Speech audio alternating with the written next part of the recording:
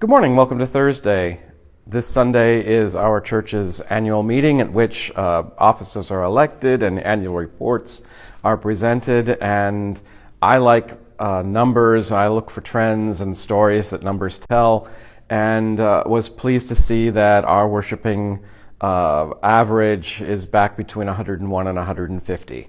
That's a category within the UCC reporting. Pandemic time, of course, we changed, but we are back to about the same level as pre-pandemic.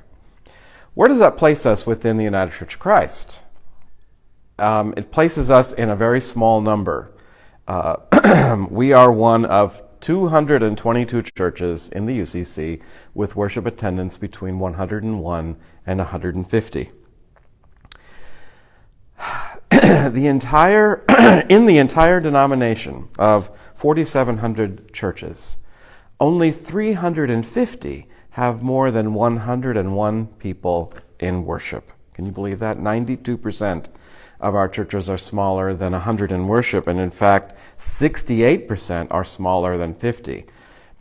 I try to say this without assigning judgment to that, but it's a harsh, stark, perhaps better word, reality.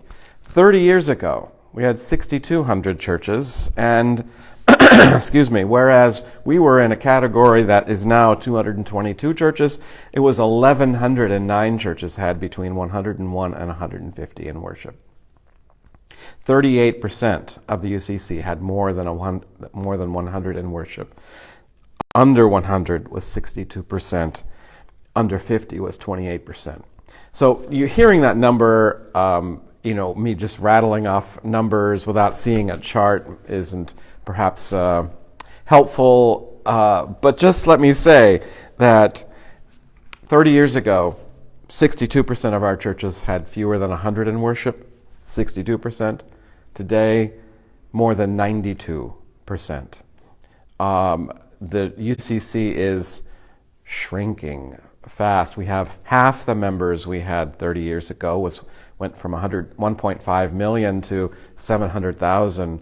But the number of churches has only declined from 6,200 30 years ago to 4,700, meaning we lost half of our members, but only a quarter of our churches. And worship attendance is a really good indicator of vitality. Membership has largely ceased to be relevant when churches don't clean their rolls. I was looking at a church yesterday. They had 700 on their rolls, but an average worship attendance of 20. What if all of our churches cleaned the rolls? Our numbers would be much smaller again. So those numbers are only numbers. They don't represent people and vitality. And churches with 20 in them can be much more vital sometimes than churches with 100 or even 1,000. 20 people actively engaged in their community, caring for one another. Well, where 2 or 3 of Jesus' followers are gathered, he is there. It does, though, offer a really sobering, we have to have a sober analysis about what this does mean for us as a denomination. Of course, we are among the mainline denominations all shrinking, like off a table, the charts of that. What are we talking about at our General Synod that starts next week?